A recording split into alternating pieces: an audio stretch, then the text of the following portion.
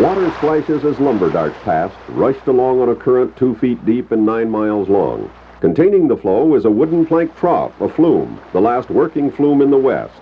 It's a man-made brook tributary to the Columbia River, but it does work it would take a fleet of trucks to do. What most people see of the flume is from Washington Highway 14, where high above, it hugs the Columbia Gorge wall like a clinging vine. But at each end, it connects with sawmills owned by the Broughton Lumber Company and is the vital transportation link between them. This is Broughton's mill at Willard, Washington, 1,000 feet above the Columbia. The head rig here has a 40-foot capacity. Consequently, says General Manager Doyle Vandeventer, the plant can cut much special material. Quality instead of quantity, he says, and we've been able to keep running in spite of the economic turndown. It is here the lumber starts its 9-mile ride, dropping the 1,000 feet to the resaw finishing plant and shipping facilities on the edge of the Columbia at Hood, Washington. Actually, the flume starts here, a mile from the sawmill, where a dam and head gate, built about 1913, diverts water from the Little White Salmon River to keep the flow going along the chute. But it is here at the tail end of the saw facility that the lumber begins its 55-minute trip to Hood. And because of that time, the crew at Willard both starts and quits an hour earlier than the Hood mill workers.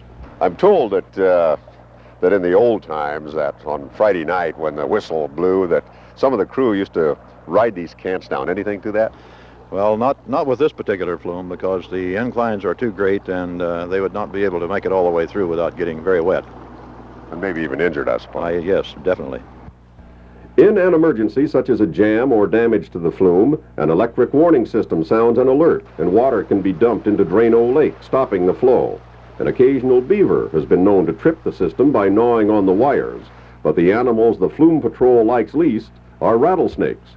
Once, 9 of them were killed in one spot along the Flume catwalk.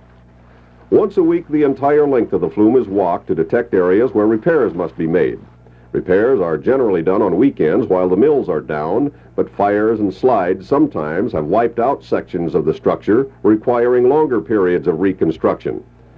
The flume has been featured in a couple of movies, and very recently a crew working for a national advertising agency depicted it as a log flume for a cigarette ad. But Vandeventer says it has never been a log flume.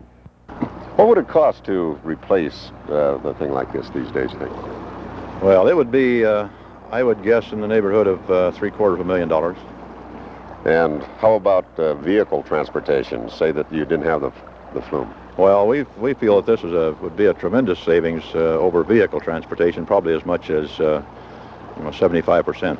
This is the last long, steep decline before the lumber reaches the resaw facility on the Columbia. And at a point just before the boards and cants reach the downstream mill, the flume is slightly elevated and wider, which literally creates a breaking point to slow the momentum and form a small pond from which the lumber is fed into the mill. And in an age when energy efficiency is all important, this log flume takes on even more importance because it certainly is energy efficient. At the Broughton Lumber Company in the Columbia River Gorge, this is Pat Wilkins for Channel 2 News.